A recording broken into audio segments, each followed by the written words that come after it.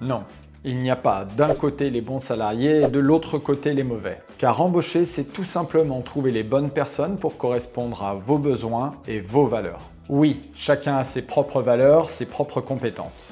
C'est donc bien à vous de faire correspondre vos attentes aux personnes que vous recrutez. Pour ma part, j'aime à dire que l'on a les salariés qui nous ressemblent. C'est pourquoi dans cette vidéo, nous allons voir comment bien vous entourer.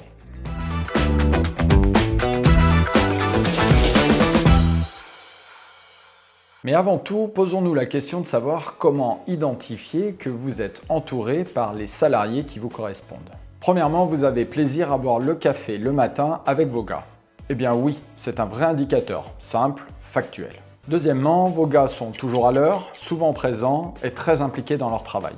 Troisièmement, vous avez très peu de turnover. Dit autrement, vos salariés restent dans votre entreprise. Quatrièmement, vous pouvez déléguer et cela sereinement. Cinquièmement, que vous soyez là ou pas, le travail se fait et correctement. Sixièmement, et pour finir, vos clients sont satisfaits du travail de votre entreprise. Si vous arrivez à conjuguer l'ensemble de ces paramètres, c'est que vous êtes bien entouré, mais aussi bien structuré. Alors il faut quand même avouer que du temps de mon grand-père, les choses étaient plus simples, car la main-d'œuvre qualifiée ne manquait pas, tout comme les chantiers à réaliser, et le travail était au centre de l'intérêt de chacun. Mais quand je dis plus simple, je ne dis pas que les choses étaient mieux. Je dis simplement qu'elles étaient plus simples. Il faut être honnête, aujourd'hui, il y a moins de personnes intéressées par les métiers du bâtiment. Alors ok, ensemble, on va faire en sorte que cela change. Deuxièmement, le travail n'est plus le seul critère de réussite sociale, loin s'en faut. Et la moindre erreur de management vous coûtera très cher. Alors voyons comment faire aujourd'hui pour vous constituer une bonne équipe et bien travailler. Pour commencer, il faut que vous sachiez qui vous êtes et l'assumer. Non, ce n'est pas de la philosophie, mais bien les bases du management. Je parlais au début de cette vidéo de vos valeurs. Eh bien, c'est cela. Car si vous êtes un patron directif, autoritaire, qui n'attendait qu'une chose de vos gars, c'est qu'ils exécutent vos ordres à la lettre, vous n'embaucherez pas les mêmes personnes qu'un patron participatif qui attend de chacun de l'implication, des idées et de l'autonomie. Un peu comme dans une histoire de couple, il vous faudra comprendre donc qui vous êtes pour pouvoir vous entourer des personnes qui apprécieront de travailler avec vous et votre caractère. Ensuite, il vous faudra définir précisément vos besoins en termes de compétences techniques et managériales.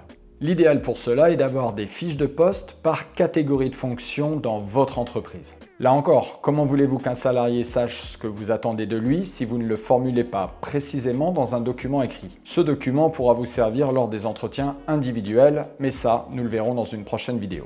Lors de cet entretien d'embauche, il faut bien comprendre que vous allez être étudié et analysé par la personne en face de vous, tout autant que vous allez le faire avec elle. Et là, le principal piège qui se tend à vous et à la personne en face de vous lors de cet entretien, c'est de rentrer dans une sorte de jeu de séduction.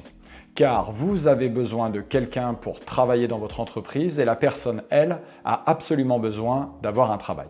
L'un comme l'autre, vous allez avoir donc tendance à vous présenter sous votre meilleur jour, en faisant abstraction de vos besoins. Le pire dans tout ça, c'est que lors de cet entretien, vous n'allez entendre que ce qui vous arrange, pour vous persuader que la personne en face de vous est la bonne et que vous pourrez travailler ensemble. Mais sans un entretien d'embauche structuré grâce à une fiche de poste précise, sur quel élément concret vous basez-vous pour vous dire que la personne en face de vous est bien celle qu'il vous faut embaucher?